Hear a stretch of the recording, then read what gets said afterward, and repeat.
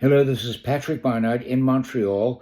It is May 9, 2025. This is the 15th International Press Review, and we're going to be looking at something that's called the Gazafication of the West Bank. That phrase comes from a very powerful piece by James Shutter, the Financial Times Jerusalem correspondent. This past week, he wrote this piece. Online, it has a very powerful kind of image that's different from the article in the paper. And here you're looking at the posting that I made on Blue Sky of the online version of this article, which is all about the Gazafication of the West Bank. Gazafication, that's a grim and strange word, but it's being used by human rights groups now to describe what's going on in the West Bank and, of course, what's going on in Gaza.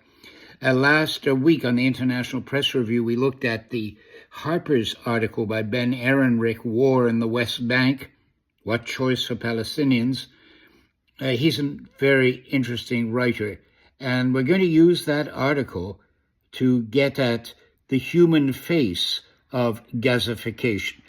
That term means basically that the occupying force, the Israeli army, the Israeli state, threatens to turn all of the West Bank into another Gaza.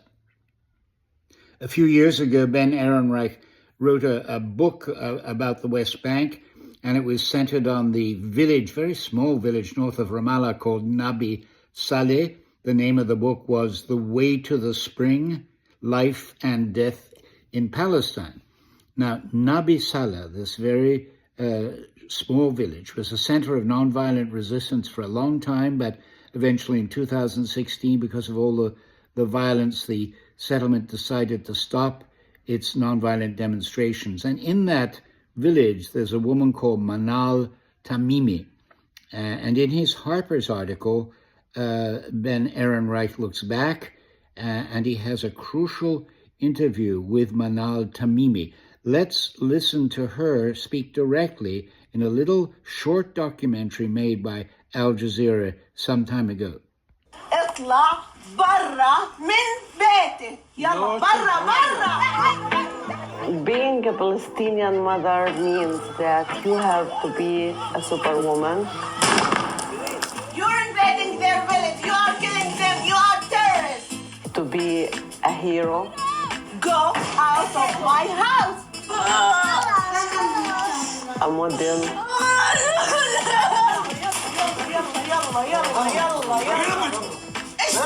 Unbreakable person, which is impossible. By the end, I'm a human being. I'm not a superwoman. I have moments of weakness. I have not minutes, hours and days of fear. But this is our life. It's a risky one. But it's about to control it, to find the beauty in the middle of distraction, to find hope in the middle of stress and depression, to find happiness in the middle of the chaos we are living. I'm trying to do this and teaching my children also to do it. It is reported that in the last 2 years, there's been an enormous increase of violence against the Palestinians in the West Bank by the Israeli army and by the settlers. They are said to have committed more than 2,000 armed forays against Palestinian villages. For his article in Harper's, Ben Ehrenreich visited a number of villages, but of course especially Nabi Saleh, and there he met Manal Tamimi, and she said to him, quote, "Sometimes we're surprised that not all of us were killed. Now everyone is afraid," close quote. So this very courageous woman is articulating the general fear that's there in the West Bank now. It's very quiet, eerily quiet in terms of nonviolent resistance, except for one or two pockets. However, there's a latent violence in the place that's very deep. Ben Ehrenreich's article in Harper's is a voyage back for the author to a time of nonviolent resistance. Now is very different. And I was captured by one particular passage in the article. It has to do with Manal Tamimi. It ends with a quote from her, and here's what Aaron Reich writes. But perhaps more than anything locally, the news coming out of Gaza, the reduction of entire cities to rubble, the mass graves, the endless images of dead and dismembered children, had made demonstrating seem futile. Quote, each of us knows, Manal said, that what is happening in Gaza is going to happen in the West Bank. What is happening in Gaza is a massive violation of international law. This past Thursday, May 8th, on the Canadian Broadcasting Corporation's radio program, The Current, Michael Byers, an expert in international law, spoke with the host, Matt Galloway. Let's listen to just a bit of their conversation. It has been more than 2 months since Israel cut off humanitarian aid to Gaza. Supplies and food have not been allowed to enter the Strip since March the 2nd. Israel says this is to put pressure on Hamas to release the remaining hostages. The United Nations, along with other aid agencies, say 10,000 children are experiencing severe malnutrition. Last week, 40 countries took part in hearings at the International Court of Justice looking at Israel's obligations to allow aid and humanitarian assistance into Gaza. Michael Byers is the Canada Research Chair in Global Politics and International Law at the University of British Columbia. Michael, good morning. Good morning. What legal obligation does Israel have to allow aid into Gaza?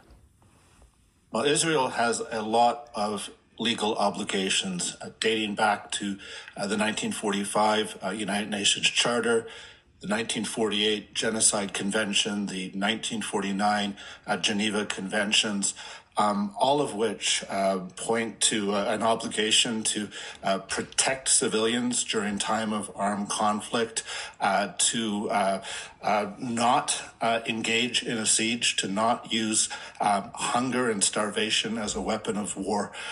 This really isn't a question as to whether there is clear international law. It's a question of whether the Israeli government is willing to uphold international law and what the rest of the world can do if it won't.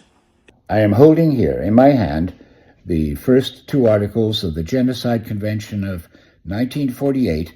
That's one of the elements of international law Professor Byers was referring to. And I'm just going to read it. Here it is. Article 1. The contracting parties confirm that genocide, whether committed in time of peace or in time of war, is a crime under international law which they undertake to prevent and to punish. Article 2. In the present convention, genocide means any of the following acts committed with intent to destroy, in whole or in part, a national, ethnical, racial, or religious group as such. A.